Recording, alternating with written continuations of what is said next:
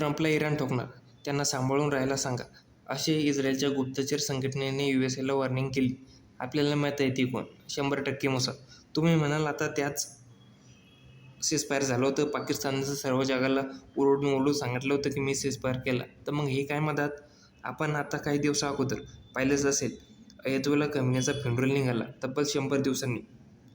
ते फक्त political leader नव्हते, ते त्यांची एक धार्मिक इमेज पण होती, खास करून इराण आणि जगातील शिया मुसलमानांमध्ये.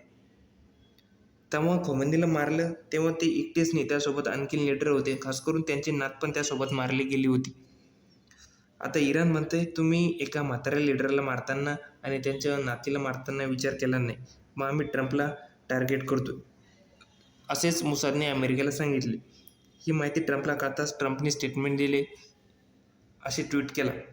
इराण म्हणताय आम्ही बोलणी करतोय, पण ट्रम्प म्हणताय बोलणी चालू आहे, पण आता हे सीजफायर संपलं. तुम्ही नोटीस केले असेल, ट्रम्पचे स्टेटमेंट असे शक्यतोवर शुक्रवार किंवा शनिवारच येतात. का? कारण तेव्हा शेअर मार्केट बंद असतं. असे स्टेटमेंट आलं की आपल्याला माहीत आहे की त्यांची मुलं खोऱ्यानं पैसे ओढत आहे. आपल्याला माहीत आहे हे नाही, याच्यापेक्षा ट्रम्प स्वतः सांगतोय की आम्हाला आणि आमच्या मुलांना माहीत आहे की कुठं पैसे लावायचे आणि केव्हा काढायचे.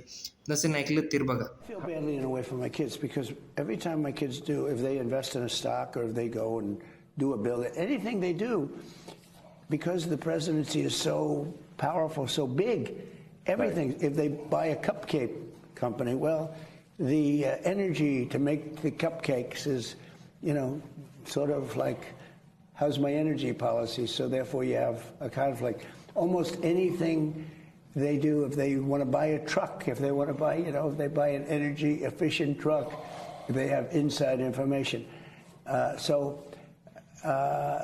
It's pretty tough in that sense. I tell my kids, stay away from as much as you can stay away from, but they also have a life, they. बघितलं, आता जेव्हा इराणवर हमला होणार, 100% सांगतो शुक्रवार, शनिवार किंवा रविवारी होणार आणि मार्केट उघडायच्या आत ट्रम्पचं स्टेटमेंट येणार. याच्या मधात आपली लागणार. पण तेव्हा काय होणार? जेव्हा खरंच इराणचा प्लॅन सक्सेस होणार, मग जगाला तिसऱ्या महायुद्धाच्या किंवा न्यूक्लिअरच्या वारच्या तयारीत राहावं लागणार. स्वतः ट्रम्प म्हणताय उद्या मला पण कोणी संपवू शकतं, जगातला सर्वात सुरक्षित माणूस असं म्हणतोय.